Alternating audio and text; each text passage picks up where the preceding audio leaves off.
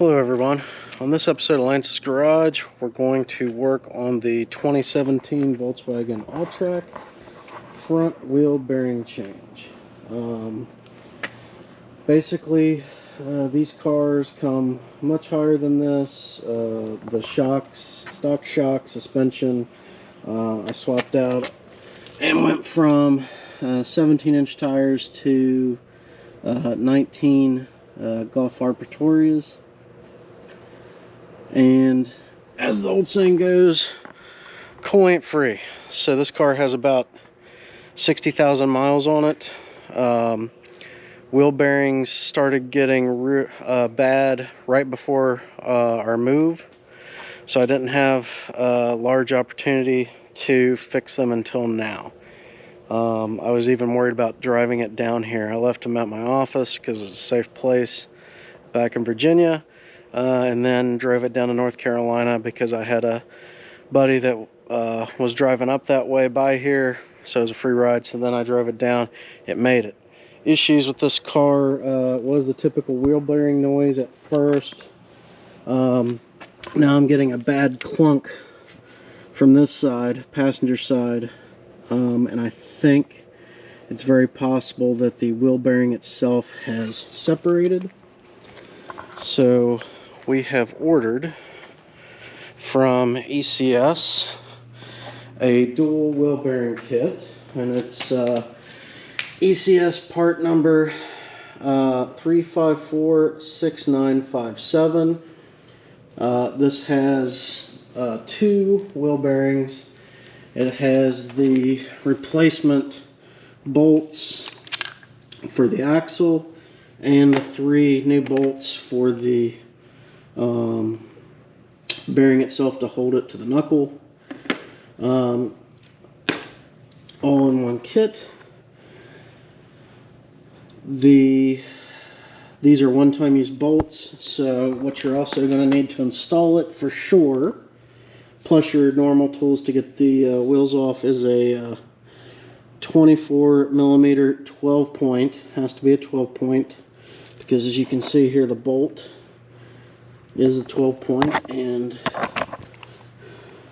if you get the 6 point, not gonna work. You gotta have the 12 point 24 millimeter socket. You're also going to need a M12 triple square because the bolts that hold the actual bearing assembly into the hub are triple square. If you have a Volkswagen and you're going to be working on your Volkswagens a lot, the newer ones especially, you've got to get these triple square kits. I picked these up on, of course, Amazon. These are from Vector Tools. This is a longer reach set here. This is a Vector 10054. And then this is a shorter set, I believe from the same manufacturer, even though I don't see it. It's a 10056. This is the smaller ones. So I think it's just good to have both so that you can, whichever one you need. Sometimes you need a longer reach. So these are the things you're going to need: 24 socket, M12 triple square, and then your other bolts or your other impact, obviously, if you're going to do that, or the material to get the wheel off, raise the car up, stuff like that, your normal stuff. But these are your more specialized tools that you're probably not going to have the triple squares if you haven't done a lot of work on Volkswagens. And 12 point 24 sockets. I got this as part of a I believe it's a Husky, a large socket set that I bought at one of those end of year. I've found Home Depot has great deals right there before Christmas for the buying gifts for others. So I always buy gifts for the shop, right? During that time, but they usually have great deals. I've found good torque wrench deals then, pry bars, All that stuff always happens. They put it out right at Thanksgiving. They run the deals through New Year's, and usually maybe a week or two after New Year's. But it's a good way to build up your toolkit over the years, is to just go to these and get them at places like that. You're not going to find stuff like the triple square sets, which is why you're going to have to go to the specialty sites, or not specialty sites, places like an Amazon or an eBay probably to buy those, as you're not going to find those probably at most stores that you can get locally. So just something to prepare yourself for this install is that. Okay, so wheels off. I have removed the center cap. This is just plastic, sits in here. All you do is push it from the back, pops right out. We're going to put the wheel back on, drop it off the jack with the wheel on, so that we can use a bar and the 24 socket to loosen the axle thing there. And I'm also going to need to remove the brake caliper and put it up top there. That's just 2 bolts here and here holding it on. I'll post the bolt numbers in the video. I've done a brake change video on this that goes over how to do a whole brake swap, including the rotors. Also, I'll remove this screw here, which just holds the rotor to the hub assembly. But you've got to get all this. You need to loosen this up first, and then you can go about doing all the rest of this. And now that we got it back on the ground here, we're just going to put the M24 on a breaker bar and loosen it up a little bit here.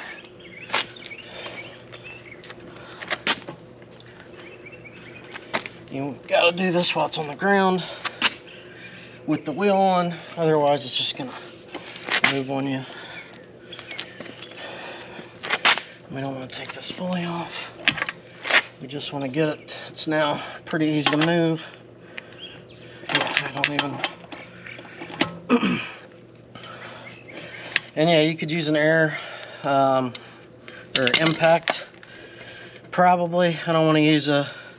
Even though I am using an impact on this, I've got it set to the lowest setting. I don't want to go and use an impact on a chrome 12 point on here. Yeah, you could do it and it'll work, but really haven't seen many impact 12 points, so it's you know, I may look at investing in a set at some point, but all my impacts are 6 points. But yeah, I don't really want to go in and just tear up a perfectly good socket when, you know, simple breaker bar and a little extra time can. That was just a minute of time, so better to do it like that.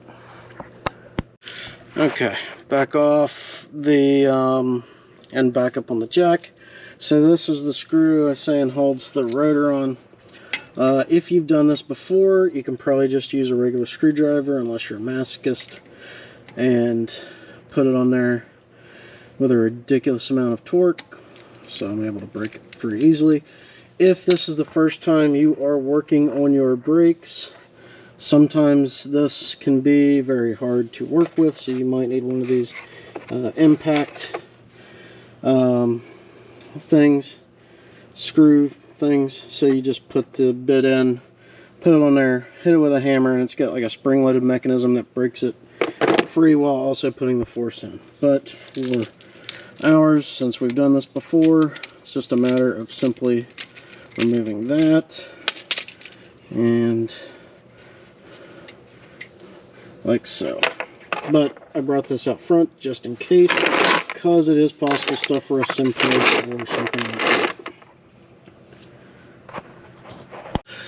Alright, and to remove the caliper here, we're actually not removing these bolts. We're going to remove a bolt here and a bolt down here. They're 21 millimeter. I highly recommend you get a breaker bar like this that has a ratcheting end on it. I picked this up also at Home Depot during an end of year thing once. It's Husky, works pretty well. It's a ratcheting breaker bar, and it allows you to get in to places like this where you've only got very little movement, and a standard breaker bar is going to be very, very difficult to get to work with that.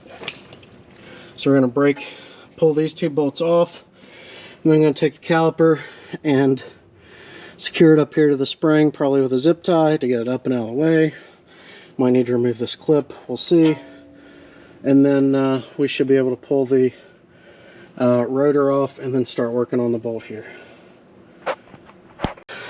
Alright, I've got the caliper now zip tied up out of the way. I had to use two. Hate to waste like that, but it's kind of heavy to do with if it's only just you. With one, so two allows you to get it up there a little easier. So now there's nothing holding the rotor on except for a little bit of rust. So just take yourself a dead blow hammer, knock it off like so, and now there we are to our hub. And you can see it's held on with three bolts here. Those are those three that come in the kit, and they're back here. Can you kind of find them? Oh yeah, like right there, up here, over here is where you can find them. This is going to be the hard one to get to. So we're going to just go ahead and take the rest of this out with that 24. Right? I think we should be able to just do that with the Milwaukee.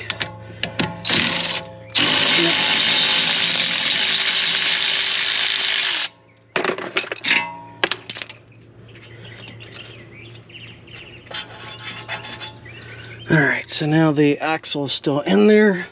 I'm going to have to get the axle out. You can see it back in there. You got to be careful with this because you don't want to damage the threads. You might be able to pull it through. I'm not sure here. I've seen some people having to knock it out with like a brass punch. You don't want to disrupt the teeth. Also, the other thing we're going to have to do is there is this wheel speed sensor right here, this line coming in. So we're going to need to remove that. It's got one bolt holding it in here. That's mounted to the knuckle. I believe you have to remove it. I'm going to just to be safe, and then we'll go from there. This is also a good time to probably just go ahead and hit each of these nuts right here with a little bit of your preferred penetrating oil, just to help you when you're about ready to go on here. I'm just going to just put a little bit right.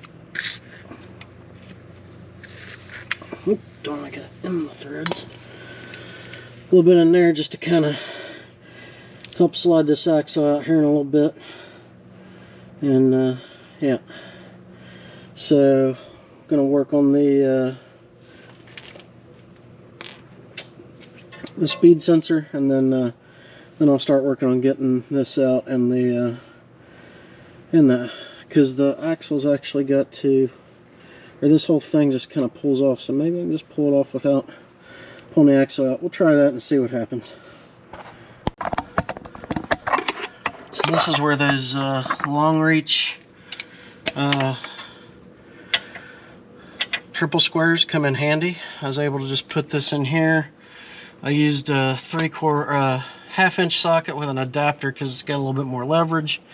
I was actually able to break this guy loose now, the first bolt down here. So I'm going to move around to some of the other ones now and see if I can get all these out with just this long reach triple square, and we'll go from there. Also, just to follow up, the wheel speed sensor is a T30. bolt, and then you just kind of wiggle it here. I don't think there's a second one on there. No, just the first. Okay. And there it just pops off. Just a magnet that reads little things as it comes by. So just take that, set the bolt off to the side, continue on. Alright, so just to follow up here, you cannot take these bolts out without having the axle removed. So, remove the axle first. And basically what I've gotten to is you can use this somewhat. And I had it about 10 threads in, and then was able to kind of knock it through. You don't want to just leave like 1 or 2 threads. You'll strip the thing out, damage the axle. And I've gotten it to a point. And basically, I can't go any further with using the bolt to punch it through. I have ordered a brass punch set, a drift punch set. That should be in tomorrow, but I'm gonna be gone tomorrow. I have to go off for work. So the plan is I'm gonna try and see if there's anything else I can do. I've tried using like a piece of wood. This is actually like the end of a plunger, just to see if I can get some, but it's deforming too much. I don't want to use something. I have this 5/8 inch steel rod that you would use for like a garage door. Okay, update, and the battery kind of went out, so that's what happened. You have to pull this axle out first before you can remove these bolts, because the axle prevents them from coming out. I got the axle out by having this bolt in it, punching it through most of the way, and then using this through in like this and hitting it with a hammer. This is just a Harbor Freight 1/2 inch extension, impact extension. Had it through here. You got to be very careful, keep it centered.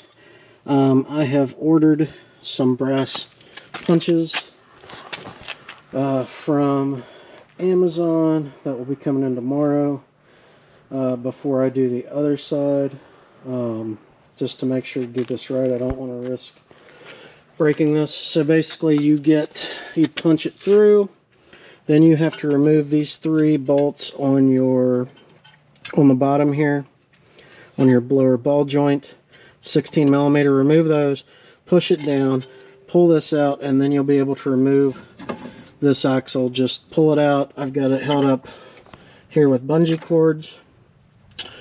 And now we are going to try to remove these 3 bolts of the triple squares.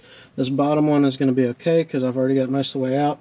I'm hoping that was when I was attempting to do it with this in, that I didn't strip these out beyond being able to get them out now. If that happened, I've got 2 options. Buy a new steering knuckle, which I checked, which was ungodly expensive, or I'll have to pull this out, weld some nuts onto these, and then take them out that way. I'm hoping it doesn't come to that, but we'll see. I'm not really thrilled with, I've never really been thrilled with Volkswagen G's of these triple squares anyway. I'd rather just have a 6-point bolt on, but for some reason they think that these things are great to use, so that's what we got to deal with. So now I'm going to try and remove these 3 bolts. Hopefully I haven't stripped them out beyond usage, and then this whole assembly will just pop off. Okay, great news. I was able to, they just kind of stripped at the very end, so I just had to take the triple square, hit it with a, kind of just tap it in with a hammer to get it to seat fully down into these 2 right here, and now they're turning. So these are going to come right out. So now I'm just going to put on the Milwaukee and just pull them out here quickly.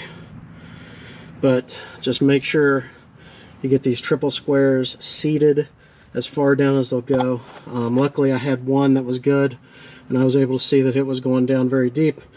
The other two were not, so I was just able to kind of hit it with a hammer, clean out that garbage that had gotten down into the threads, into the star areas, and then now I should be able to do this. I've seen other videos where this just pulls right out, but mine is not cooperating, so I put on the slide hammer here and just beating it out. So that's what I'm doing, and then once we get this out, we can put the new one back in. Or not. At least I got some separation here so I can get a pry bar and we'll get it out. But I'm really amazed because everybody else I've seen in these videos, the thing just comes right out, and mine is like welded in here. So yay for me.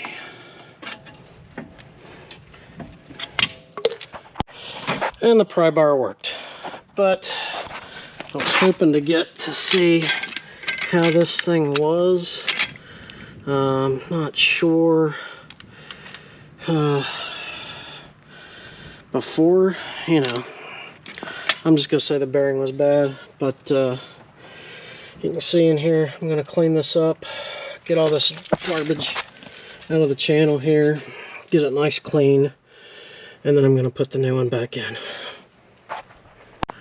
So I did put a little bit of anti-seize on the back of this, or on the face of the thing before I put this in, just so that it doesn't get stuck on like I did the last time. Cleaned it up with a Scotch-Brite scuff pad, the gray. Now what we're going to do is we're going to tighten each of these bolts down to 70 Newton meters plus 90 degrees. So get them to 70 and then turn them a quarter of a turn to meet factory specifications.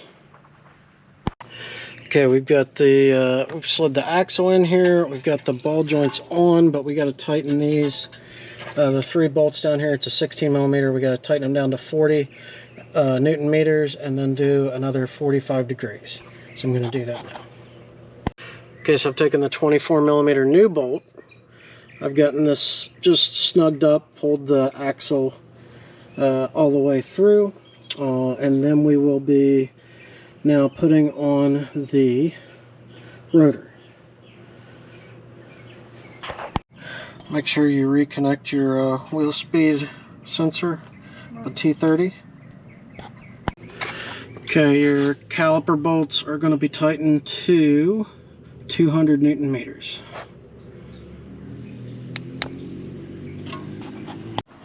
Okay, so we've got everything together. The exception is torquing the last bolt. So it says that for a bolt like this that doesn't have a washer, you do 70 Newton meters and 90 degrees. Apparently, if you have a bolt that has the washer on it, it's 200 Newton meters. So it's a pretty big difference. But so I've already gotten I put the wheel on here, and I did the 70 Newton meters. I'm now going to put a breaker bar on, and I'm going to do the 90 degrees. I am, however, going to just barely touch this down on the ground. So you don't want to drop it all the way and just drop all the load on the thing. You just want to keep it just where it starts touching there. Because apparently if you load them up before torquing it properly, it can shorten the life of the bearing. So I'm just barely touching on the ground here to give it some resistance, no weight. Still got the jack set there, and now I'm going to do the 90 degree turn. Okay, I used my ratcheting wrench. I went from straight up and down over to here. I'm just gonna give it that last little bit right here to get it to a true 90. And there we go. So Now the last thing I'm going to do is I'm going to take it off the jack. I'm also going to put the plastic cap here back in the wheel, and going to put on the 3 black covers, but I'm going to torque the lug nuts down first. Do that real quick, and then I'm going to go give it a quick road test and see if I got rid of that weird noise. Okay, finish up quick test drive. I can tell that the bearing is fixed. I'm not hearing the typical kind of bearing warble sound. I am still having a problem somewhere over here in my front suspension. It's like definitely a lot of movement. It is possible that my spring on the perch is not right. I can feel the rubber isn't aligned right, so I still have to figure that out. But I'm glad to know that it wasn't the metal sound wasn't a bearing starting to separate. That's what I was really concerned with. This could be the strut bearing going bad. I have replaced those once already when I did the B8 suspension, because when you lower these Alltracks, strut bearings go bad real quick. So it's had a new, I think, heavy duty strut bearing in it. It's possible that's going bad again. It's something over in this area. I also know there's a piece of plastic underneath here up against the cab that doesn't, or right below the windshield. It's just kind of sitting there, and it doesn't seem to be secured down with anything really, so it could move around in there. So I'm not sure. I'm going to need to do some more investigation. Also, an upcoming project, I'm going to be upgrading the MIB2 6.5-inch screen that came with this 2017 Alltrack to the newer 8-inch screens that you see in the 2018 and newer Golfs, Tiguans. My wife has one in her Atlas. I bought a trim piece to fit it, and it's apparently plug and play on these, so we'll find that out. I've got the a screen being pulled from LKQ. I think it shows up tomorrow, so that'll be coming up on a upcoming episode. If you like this and you thought it was valuable, and if you also want to see the Mark 7 8-inch screen upgrade coming on this car, please hit the like and subscribe button. And as always, thank you for tuning in to this episode of Lance's Garage.